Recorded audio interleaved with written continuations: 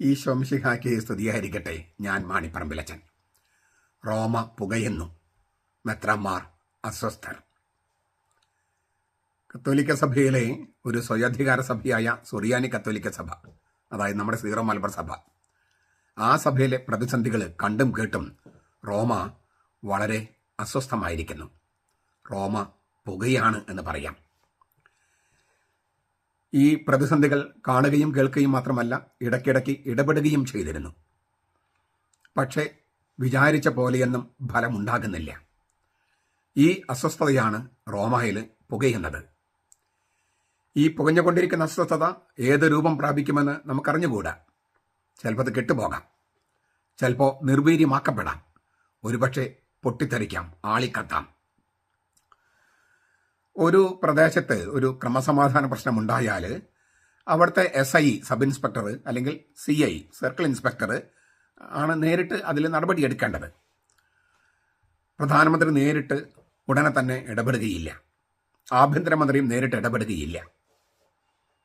അതേസമയം സ്ഥലത്തെ അധികാരികൾ SIയോ CIയോ അല്ലെങ്കിൽ ബന്ധപ്പെട്ട പോലീസ് ഉദ്യോഗസ്ഥരൊക്കെ നടപടിയെടുത്തില്ലെങ്കിൽ അപ്പോൾ മുകളിൽ നിന്ന് DGPയോ അല്ലെങ്കിൽ SP, DGP, പിന്നെ ആഭ്യന്തരമന്ത്രി, മുഖ്യമന്ത്രി, പ്രധാനമന്ത്രി, അങ്ങനെ ചോദ്യങ്ങൾ വരാം, ഇടപെടലുമുണ്ടാകാം.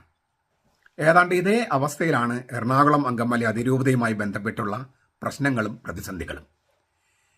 ഇവിടെ കാര്യങ്ങൾ കുറച്ചുകൂടി സങ്കീർണമാണ്. കാരണം സ്ഥലത്തെ അധികാരികൾ തന്നെയാണ് തെറ്റിന് കൂട്ടുനിൽക്കുക മാത്രമല്ല, തെറ്റ് ന്യായീകരിക്കാൻ നിൽക്കുന്നത്. ആരെങ്കിലും തെറ്റ് ചെയ്താൽ തിരുത്തേണ്ടവരായ അധികാരികൾ അവരാണ് തെറ്റ് ചെയ്യുന്നതും തെറ്റിനെ ന്യായീകരിക്കുന്നതും തെറ്റിനെ പ്രോത്സാഹിപ്പിക്കുന്നതും.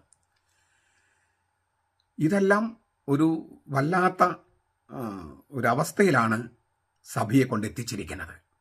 ഇത് റോമായ്ക്ക് നല്ല ബോധ്യമുണ്ട്.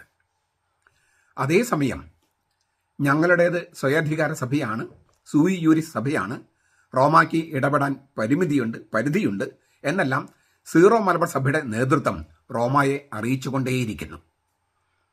ഞങ്ങളുടെ പ്രശ്നങ്ങൾ ഞങ്ങൾ തന്നെ പരിഹരിച്ചോളാം എന്നും സീറോ മലബാർ സഭയുടെ നേതൃത്വം റോമയെ അറിയിച്ചിട്ടുണ്ട്.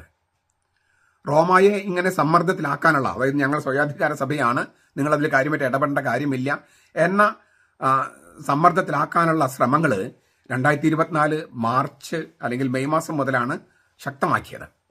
അത് പാരമ്യത്തിലെത്തിയത് ഈ സമ്മർദ്ദം, റോമയുടെ മേലുള്ള സമ്മർദ്ദം, അതായത് ഞങ്ങൾ സ്വയാധികാര സഭയാണ്, ഞങ്ങളുടെ കാര്യത്തിൽ അനാവശ്യമായിട്ട് ഇടപെടരുത് എന്ന മട്ടിലുള്ള നിവേദനങ്ങളും അല്ലെങ്കിൽ നിവേദനങ്ങളല്ല, എന്താ പറയുക, റോമയുടെ മുമ്പിലുള്ള അവതരണങ്ങൾ ഈ കഴിഞ്ഞ 6 മാസമായിട്ട് ശക്തമായി നടത്തിക്കൊണ്ടിരിക്കുകയാണ്.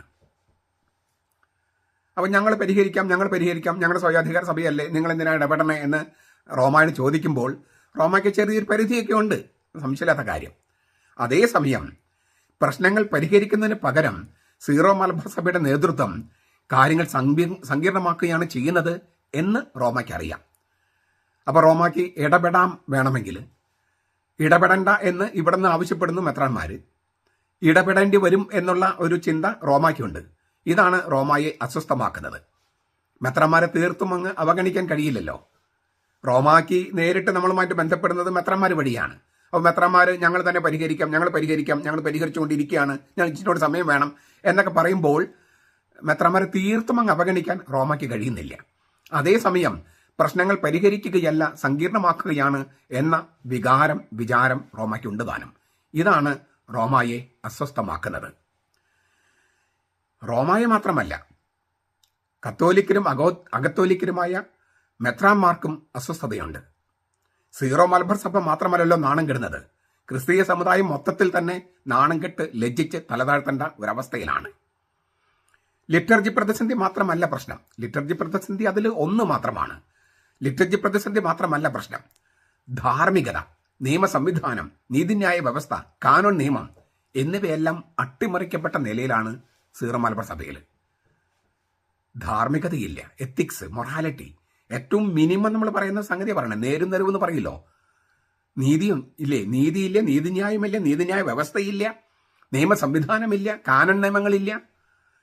ഇങ്ങനെ എല്ലാം അട്ടിമറിക്കപ്പെട്ട് നിൽക്കുന്ന ഒരു അവസ്ഥ എന്ന് പറയുന്നത് ഒരു അരാജകത്വം, തീർത്തും അനർക്കി എന്ന് പറയുന്ന അരാജകത്വമാണ്. കൂടാതെ ഓരോ മെത്രാന്മാരെ നിരുത്തരവാദപരമായ പ്രസ്താവനകൾ ഇറക്കുക, വീണ്ടും വിചാരമില്ലാത്ത ആഹ്വാനങ്ങൾ നൽകുക, മനുഷ്യരുടെ വേദന എന്തെന്നറിയാത്ത നേതൃത്വം, അറിഞ്ഞാലും പരിഹരിക്കാൻ ഒരു ചെറുവിരൽ പോലും അനക്കാത്ത സഭാ നേതൃത്വം. ഇങ്ങനെയുള്ള സഭാ നേതൃത്വത്തിന് എങ്ങനെയാണ് ജനങ്ങളോട് നന്മ ഉപദേശിക്കാൻ കഴിയുക? എങ്ങനെയാണ് വചനം പ്രസംഗിക്കാൻ കഴിയുക? എങ്ങനെയാണ് അവർ ജീവിക്കേണ്ടതെന്ന് പറയാൻ സാധിക്കുക?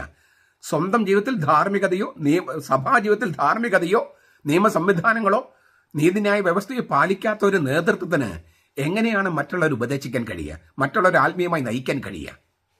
എത്തിക്സ് വേണം, മൊറാലിറ്റി വേണം എന്നൊക്കെ പറയാൻ എങ്ങനെ കഴിയും?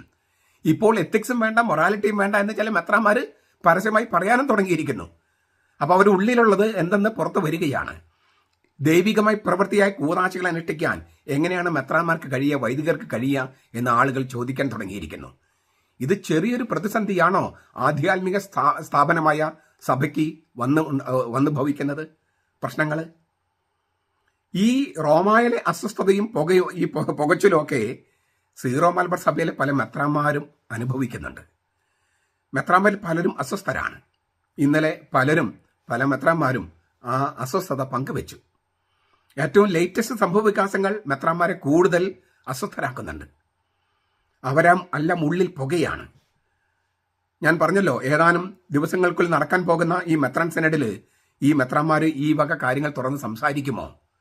തങ്ങളുടെ അസ്വസ്ഥത പങ്കുവെക്കുമോ? ഈ പുകഞ്ഞുകൊണ്ടിരിക്കുന്നത് അത് ആളിക്കത്തുമോ, അതോ കെടുത്തിക്കളയുമോ, നിർവീര്യമാക്കപ്പെടുമോ? ഇതെല്ലാം വലിയ ചോദ്യങ്ങളാണ്. ഞങ്ങൾ നിസ്സഹായരാണ് എന്ന് പറഞ്ഞ് മെത്രാന്മാർ ഒഴിഞ്ഞു കളയുമോ? ഇനി ഞങ്ങൾ ഇതൊക്കെ പങ്കുവെച്ചാലും അതൊന്നും കാര്യമില്ല, ഇതൊന്നും ഞങ്ങളുടെ നിയന്ത്രണത്തിലല്ല, എല്ലാം നിയന്ത്രിക്കുന്നത് ഒരു സിൻഡിക്കേറ്റാണ്, സീറോ മലബാർ സഭയിൽ ഒരു സിൻഡിക്കേറ്റാണ്, അത് ഞങ്ങൾക്കൊന്നും നിയന്ത്രണമുള്ള ഒരു സംഗതിയല്ല എന്ന് ചില മെത്രാന്മാർ വിചാരിക്കുന്നുണ്ടോ? ദുഷ്ടശക്തികൾ എതിർക്കാനുള്ള ധാർമ്മികത ഞങ്ങൾക്ക് നഷ്ടപ്പെട്ടിരിക്കുന്നു, ഞങ്ങൾക്ക് ആ ആത്മശക്തി നഷ്ടപ്പെട്ടിരിക്കുന്നു, ഇനി ദൈവം തന്നെ നേരിട്ട് രക്ഷിക്കട്ടെ എന്നൊരു നിലപാടിലേക്ക് പല മെത്രാന്മാരും പോകുമോ എന്നാണ് നമ്മൾ ചോദിക്കുന്നത്, അല്ലെങ്കിൽ നമ്മളുടെ മനസ്സിൽ കടന്നു പോകുന്നത്. ചുരുക്കത്തിൽ ഈ ലോകം മുഴുവനിലുമുണ്ട് ഈ പറഞ്ഞ ഒരു പ്രശ്നം. അതായത് ഈ ധാർമ്മികതയെ താളം തെറ്റിക്കുന്ന തരത്തിലുള്ള പ്രവൃത്തികൾ. അങ്ങനെ വരുമ്പോൾ സ്വാഭാവികമായിട്ടും ഈ ആധ്യാത്മിക സ്ഥാപനമായ സഭയത് വല്ലാത്തൊരു പ്രതിസന്ധിയിലെത്തിക്കും. അങ്ങനെ ഒരു പ്രതിസന്ധിയിലാണ് ഇപ്പോൾ നമ്മുടെ സഭ എത്തി നിൽക്കുന്നത്, സുറിയാനി കത്തോലിക്ക സഭ. പലരും വിചാരിക്കുന്നത് ഈ കുറച്ച് നാളത്തേക്ക് പിശാചിന് നമ്മൾ വിട്ടുകൊടുത്തിരിക്കുകയാണ് കർത്താവ്. അത് നമ്മളെ നശിപ്പിക്കാനല്ല, ശുദ്ധീകരിക്കാൻ. പക്ഷേ അത് നരകത്തിൽ കിടക്കുന്നത് പോലുള്ള തീച്ചുളയിലൂടെ പോകേണ്ടി വരും. പിശാചിന് വിട്ടുകൊടുത്താൽ അങ്ങനെയാണല്ലോ. ഇപ്പോൾ എറണാകുളം അങ്കമാലി അതിരൂപതയിൽ ഈ സഭയെ സ്നേഹിക്കുന്ന മനുഷ്യർ കഠിനമായ തീച്ചുളയിലൂടെയാണ് കടന്നു പോകുന്നത്, നരകതുല്യമായ തീച്ചുളയിലൂടെ.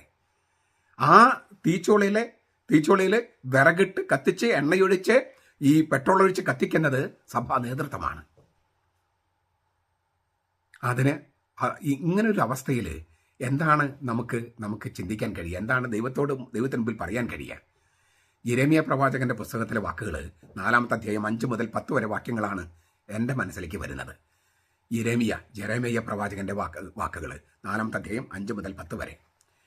യഹൂദായിൽ വിളിച്ചു പറയുവിൻ, യെറൂസലേമിൽ പ്രസിദ്ധമാക്കുവിൻ, കാഹളമൂതി ദേശത്തെങ്ങും വിളംബരം ചെയ്യുവിൻ. ഒരുമിച്ചുകൂടി നമുക്ക് ഉറപ്പുള്ള പട്ടണങ്ങളിലേക്ക് ഓടിപ്പോകാം എന്ന് ഉച്ചത്തിൽ വിളിച്ചറിയിക്കുവിൻ. സിയോനിലേക്കുള്ള വഴി അടയാളപ്പെടുത്തി കൊടി ഉയർത്തുവിൻ. മടിച്ചു നിൽക്കാതെ, എങ്ങും നിൽക്കാതെ ഓടുവിൻ. ഞാൻ വടക്ക് നിന്ന് അനർത്ഥവും വലിയ നാശവും വരുത്തും. കുറ്റിക്കാട്ടിൽ നിന്ന് സിംഹം പുറത്തിറങ്ങിയിട്ടുണ്ട്. ജനതകളുടെ സംഹാരകൻ ഇതാ നിന്റെ ദേശത്തെ ശൂന്യമാക്കുവാൻ തന്റെ സങ്കേതം വിട്ട് പുറപ്പെട്ടിരിക്കുന്നു. അവൻ നിന്റെ നഗരങ്ങളെ നിവാസികളില്ലാത്തവണ്ണം നാശകുംഭാരമാക്കും. ആകയാൽ നിങ്ങൾ ചാക്കൊടുക്കുവിൻ, അലമുറയിട്ട് വിലപിക്കുവിൻ. യാഹ്വയുടെ ഉഗ്രകോപം നമ്മിൽ നിന്ന് അകന്നിട്ടില്ല. അന്നാളിൽ രാജാവിന്റെ ധൈര്യം ക്ഷയിക്കും, പ്രഭുക്കന്മാരുടെ ധൈര്യം ചോർന്ന് ഭീരുക്കളാകും. പുരോഹിതന്മാർ നടുങ്ങും, പ്രവാചകന്മാർ സ്തംഭിച്ചു പോകും. ഇത് യാഹ്വയുടെ അരുളപ്പാട്. അപ്പോൾ ഞാൻ പറഞ്ഞു, യിരെമ്യാ പറഞ്ഞു, അയ്യോ കർത്താവായ യാഹ്വേ, പ്രാണനിൽ വാൾ കടന്നിരിക്കെ നിങ്ങൾക്ക് സമാധാനമെന്ന് പറഞ്ഞ് അങ്ങീ ജനത്തെയും യെരൂസലേമിനെയും അങ്ങേയറ്റം വഞ്ചിച്ചുവല്ലോ.